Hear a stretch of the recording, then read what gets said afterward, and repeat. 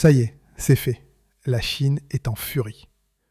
L'Union européenne a franchi une frontière qu'il ne fallait pas dépasser.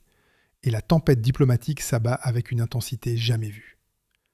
Après cette dernière décision européenne, la colère monte à Pékin comme un volcan prêt à exploser, palpable presque dans l'air. Pendant que Bruxelles reste figée dans un silence glacé, la riposte chinoise se trame dans l'ombre. Ce qui n'était qu'un avertissement s'est mué en réalité brûlante. Et cette fois, Pékin ne parle plus seulement. Elle frappe là où ça fait mal, avec une vengeance économique. Accrochez-vous bien jusqu'au bout, ça va secouer sévère. Elle a eu lieu, a franchi la ligne rouge, et la Chine réagit avec une froideur glaçante. Toute provocation a son prix. Tout a commencé par une humiliation qui a secoué le monde. Ursula von der Leyen est arrivée à Pékin, mais au lieu d'un tapis rouge, elle n'a eu droit qu'à un minibus moqueur et banal. Pas de protocole, pas d'hymne, pas de respect. Pendant que les dirigeants économiques américains étaient reçus en limousine et courtisés, Ursula était reléguée au second plan, tolérée mais insignifiante. Xi Jinping montre du respect envers de vrais hommes d'État comme Trump, des leaders qui comprennent la diplomatie, pas ceux qui prêchent l'idéologie. Dans le langage de la diplomatie, c'était un coup de tonnerre. L'Europe a cessé de donner des leçons au monde, mais cela ne s'est pas arrêté à cette humiliation. La riposte est arrivée discrètement, mais avec précision. Un coup au cœur de l'économie européenne. Du jour au lendemain, la Chine a fermé le robinet. Gallium, germanium, terres rares, métaux sans lesquels l'Europe ne fonctionne pas. Batteries, aimants, puces, technologie de missiles, tout en dépend. Et soudain, l'arrêt total. De la Bretagne à la Bavière, c'est la stupeur. Les usines signalent des ruptures d'approvisionnement. Les exportations vacillent, les fournisseurs sont désespérés. Ursula parle soudain d'économie circulaire, de recyclage, de nouveaux partenariats au Kazakhstan et au Canada. Mais tout le monde sait que c'est du wishful thinking. La Chine contrôle plus de 70% de la production mondiale et presque 100% de la transformation. Celui qui croit pouvoir diversifier cela en quelques mois croit aussi que les éoliennes produisent de l'électricité la nuit. Mais ce n'était que la première vague. La seconde a frappé avec une violence totale et a touché la France en plein cœur. Le gouvernement néerlandais, sous pression de Bruxelles, a saisi l'entreprise chinoise de semi-conducteurs Nexperia, soi-disant pour des raisons de sécurité. Un bluff géopolitique qui s'est révélé être un boomerang. Pékin a réagi en quelques heures, arrêt des exportations de puces Nexperia. Les conséquences ? Arrêt de production chez Renault, Airbus, Thales. À Toulouse, les signaux d'alarme clignotent pour manque de composants. Pas de puces, pas d'avions, pas d'exportation, pas d'exportation, pas de France. Et Bruxelles se tait, comme toujours, quand ça devient sérieux, quand les illusions éclatent et que la réalité écrase l'idéologie comme un train de marchandises. L'Europe parle d'autonomie stratégique, mais en vérité elle s'est manœuvrée dans une isolation stratégique. La Russie coupée, la Chine froissée, l'Amérique qui rit. Pendant que l'Europe donne des leçons à ses partenaires, elle perd ses artères vitales. Les citoyens paient l'addition avec du chômage, de l'inflation, de la stagnation. Ce n'est plus un jeu politique, c'est une guerre économique, et Bruxelles n'a plus de munitions depuis longtemps. L'Union européenne rêve de politique des valeurs, mais le reste du monde calcule en intérêt. Le message de la Chine était clair comme de l'eau de roche. Si vous nous défiez économiquement, vous recevrez la pleine bordée en retour.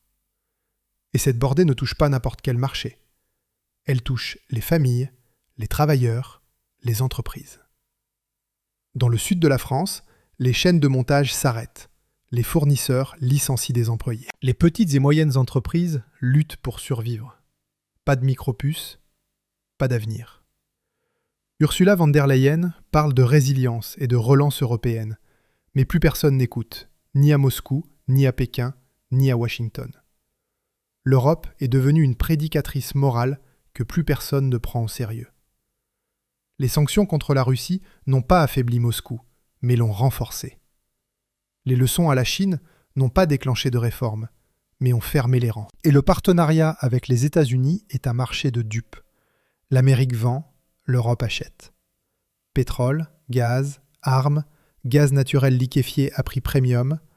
Washington fait de la politique avec du calcul. Bruxelles fait de la politique avec des émotions.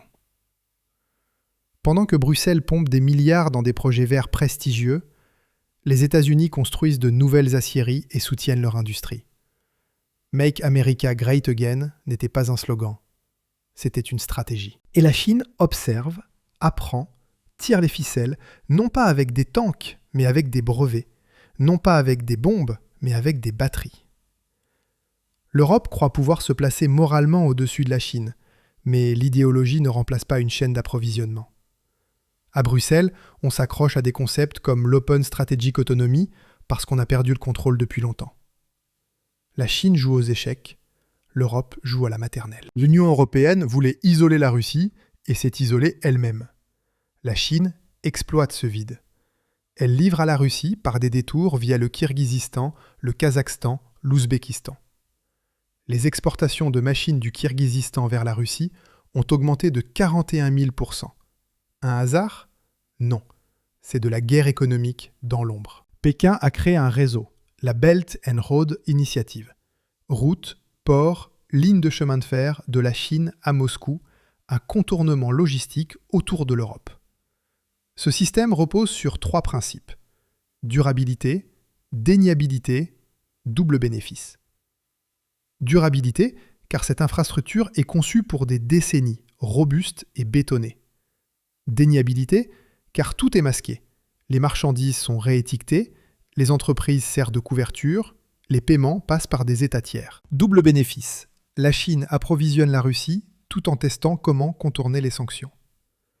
C'est une préparation pour le jour J, le jour où la Chine elle-même sera sanctionnée, par exemple en cas de conflit sur Taïwan. Alors, Pékin sera prêt. La France, en revanche, serait sans défense. Si la Chine coupe demain les chaînes d'approvisionnement, notre industrie s'arrête.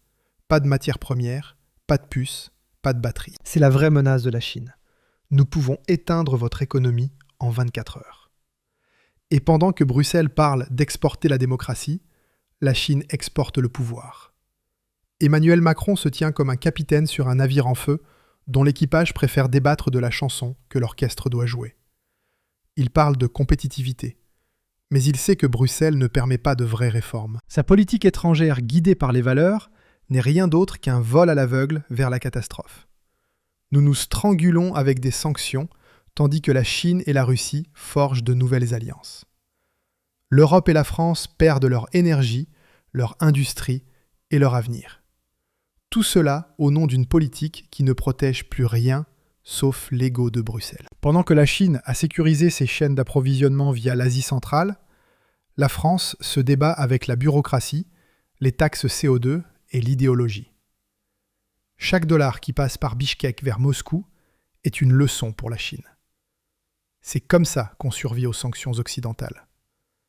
Et pendant que Pékin apprend à nous contourner, Paris perd toute influence. L'Europe fait face à la plus grande épreuve depuis la guerre froide. Mais cette fois, la menace ne vient pas avec des missiles, mais avec des livraisons de matières premières qui s'arrêtent simplement. Le pouvoir de la Chine n'est pas bruyant. Il est silencieux, économique, inarrêtable. Et Bruxelles trébuche de sommet en sommet, parle de neutralité climatique en 2050, tandis que la réalité hurle déjà en 2025. Une politique patriote intelligente agirait autrement. Elle miserait sur le réalisme plutôt que sur la morale. Elle reconnaîtrait que le commerce n'est pas un crime, mais une arme de la diplomatie. Elle dirait « Nous avons besoin de la Chine, mais la Chine a aussi besoin de nous. » Un changement par le commerce 2.0. Pas par naïveté, mais par calcul. Nouvelles alliances avec l'Afrique, l'Amérique du Sud, rapatriement de production critique en Europe. Moins de bureaucratie, moins d'idéologie, plus de sens de la réalité. Mais l'Union européenne en est à des années-lumière. À Bruxelles, l'idéologie compte plus que l'industrie. À Paris, on courtise les activistes climatiques, tandis que les ingénieurs émigrent. La Chine, elle, investit, planifie, construit et gagne. Et ce que nous vivons ici n'est pas seulement un clash diplomatique, c'est un tournant géopolitique. L'Occident perd son autorité parce qu'il a perdu le contact avec la réalité. L'Europe voulait donner des leçons au monde, mais à la fin, c'est elle qui sera éduquée. La Chine montre que le pouvoir n'est pas une affaire de morale, mais de contrôle des ressources. Si la France veut survivre, elle doit se réveiller. Maintenant.